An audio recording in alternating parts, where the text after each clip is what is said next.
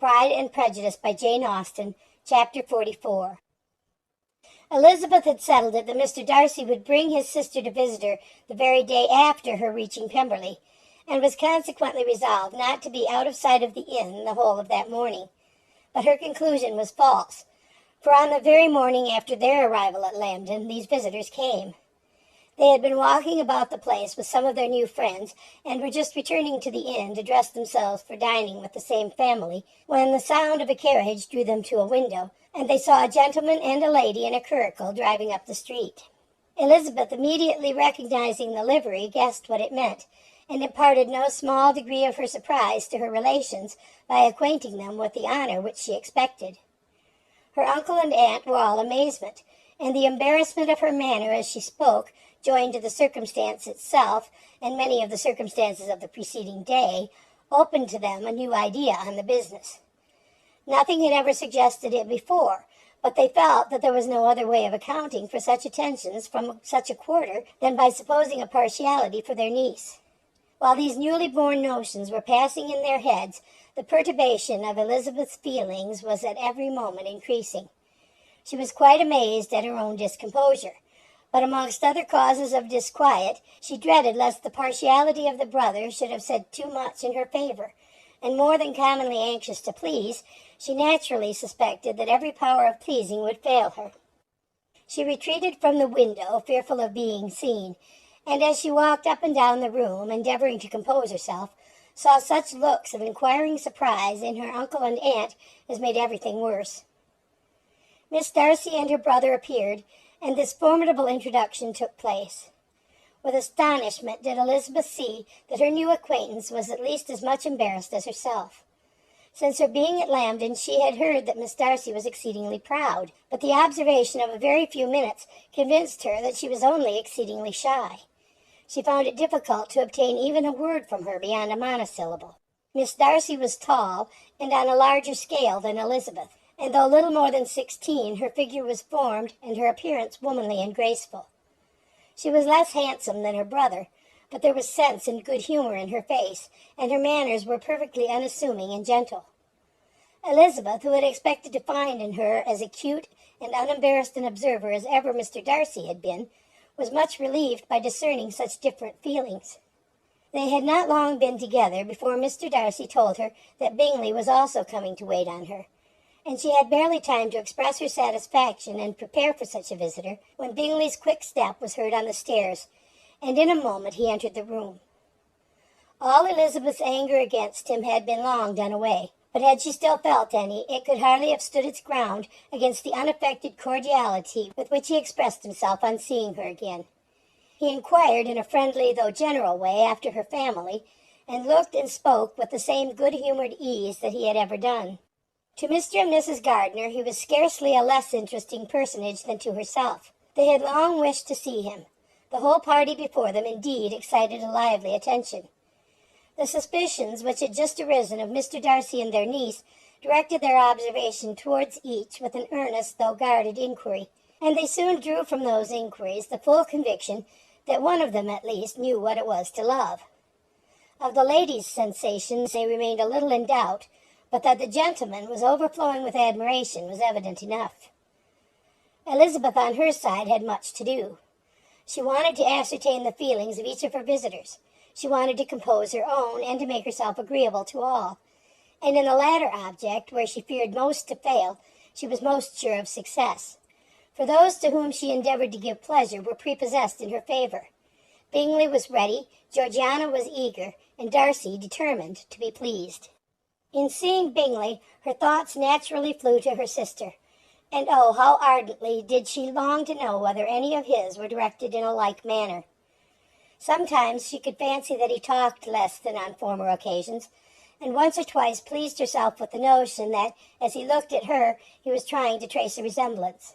But though this might be imaginary, she could not be deceived as to his behavior to Miss Darcy, who had been set up as a rival to Jane. No look appeared on either side that spoke particular regard. Nothing occurred between them that could justify the hopes of his sister. On this point she was soon satisfied, and 2 or 3 little circumstances occurred ere they parted, which, in her anxious interpretation, denoted a recollection of Jane not untinctured by tenderness, and a wish of saying more that might lead to the mention of her had he dared. He observed to her at a moment when the others were talking together, and in a tone which had something of real regret, that it was a very long time since he had had the pleasure of seeing her. And before she could reply, he added, "It is above 8 months. We have not met since the 26th of November, when we were all dancing together at Netherfield." Elizabeth was pleased to find his memory so exact, and he afterwards took occasion to ask her, when unattended to by any of the rest, whether all her sisters were at Longbourn.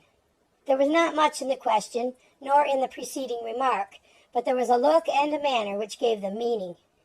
It was not often that she could turn her eyes on Mr. Darcy himself, but whenever she did catch a glimpse, she saw an expression of general complacence, and in all that he said, she heard an accent so removed from hauteur or disdain of his companions as convinced her that the improvement of manners which she had yesterday witnessed, however temporary its existence might prove, had at least outlived one day.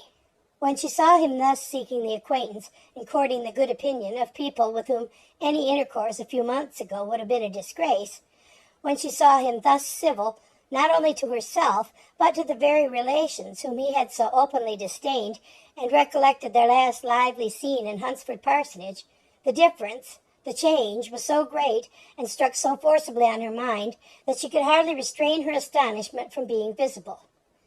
Never, even in the company of his dear friends at Netherfield, or his dignified relations at Rosings, had she seen him so desirous to please, so free from self-consequence or unbending reserve, as now, when no importance could result from the success of his endeavours, and when even the acquaintance of those to whom his attentions were addressed would draw down the ridicule and censure of the ladies both of Netherfield and Rosings.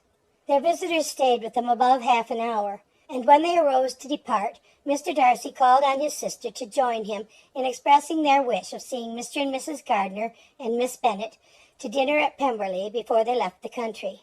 Miss Darcy, though with a diffidence which marked her little in the habit of giving invitations, readily obeyed.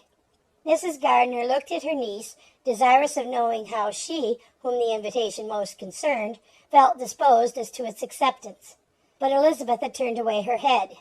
Presuming, however, that this studied avoidance spoke rather a momentary embarrassment than any dislike of the proposal, and seeing in her husband, who was fond of society, a perfect willingness to accept it, she ventured to engage for her attendance, and the day after the next was fixed on. Bingley expressed great pleasure in the certainty of seeing Elizabeth again, having still a great deal to say to her, and many inquiries to make after all their Hertfordshire friends.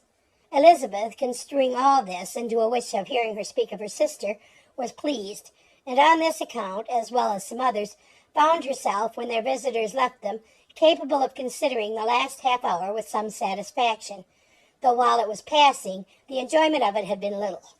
Eager to be alone, and fearful of inquiries or hints from her uncle and aunt, she stayed with them only long enough to hear their favourable opinion of Bingley, and then hurried away to dress. But she had no reason to fear Mr. and Mrs. Gardiner's curiosity. It was not their wish to force her communication. It was evident that she was much better acquainted with Mr. Darcy than they had before any idea of. It was evident that he was very much in love with her. They saw much to interest, but nothing to justify inquiry. Of Mr. Darcy it was now a matter of anxiety to think well, and as far as their acquaintance reached, there was no fault to find.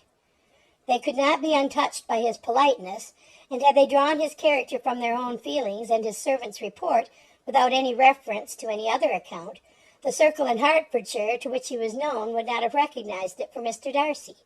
There was now an interest, however, in believing the housekeeper, and they soon became sensible that the authority of a servant who had known him since he was 4 years old, and whose own manners indicated respectability, was not to be hastily rejected. Neither had anything occurred in the intelligence of their Lambden friends that could materially lessen its weight. They had nothing to accuse him of but pride. Pride he probably had, and if not, it would certainly be imputed by the inhabitants of a small market town where the family did not visit. It was acknowledged, however, that he was a liberal man, and did much good among the poor. With respect to Wickham, the travellers soon found that he was not held there in much estimation, For though the chief of his concerns with the son of his patron were imperfectly understood, it was yet a well-known fact that on his quitting Derbyshire he had left many debts behind him which Mr. Darcy afterwards discharged. As for Elizabeth, her thoughts were at Pemberley this evening more than the last, and the evening, though as it passed it seemed long, was not long enough to determine her feelings towards one in that mansion, and she lay awake 2 whole hours endeavouring to make them out. She certainly did not hate him. No, hatred had vanished long ago, and she had almost as long been ashamed of ever feeling a dislike against him that could be so called. The respect created by the conviction of his valuable qualities, though at first unwillingly admitted, had for some time ceased to be repugnant to her feeling, and it was now heightened into somewhat of a friendlier nature by the testimony so highly in his favour, and bringing forward his disposition in so amiable a light which yesterday had produced. But above all, above respect and esteem, there was a motive within her of goodwill which could not be overlooked. It was gratitude. Gratitude not merely for having once loved her, but for loving her still well enough to forgive all the petulance and acrimony of her manner in rejecting him, and all the unjust accusations accompanying her rejection. He, who she had been persuaded would avoid her as his greatest enemy, seemed on this accidental meeting most eager to preserve the acquaintance, and without any indelicate display of regard or any peculiarity of manner where their 2 selves only were concerned, was soliciting the good opinion of her friends, and bent on making her known to his sister. Such a change in a man of so much pride, exciting not only astonishment but gratitude, for to love, ardent love, it must be attributed, and as such its impression on her was of a sort to be encouraged, as by no means unpleasing, though it could not be exactly defined. She respected, she esteemed, she was grateful to him. She felt a real interest in his welfare, and she only wanted to know how far she wished that welfare to depend upon herself, and how far it would be for the happiness of both that she should employ the power, which her fancy told her she still possessed, of bringing on her the renewal of his addresses. It had been settled in the evening between the aunt and the niece that such a striking civility as Miss Darcy's in coming to see them on the very day of her arrival at Pemberley, for she had reached it only to a late breakfast, ought to be imitated, though it could not be equalled, by some exertion of politeness on their side, and consequently that it would be highly expedient to wait on her at Pemberley the following morning. They were therefore to go.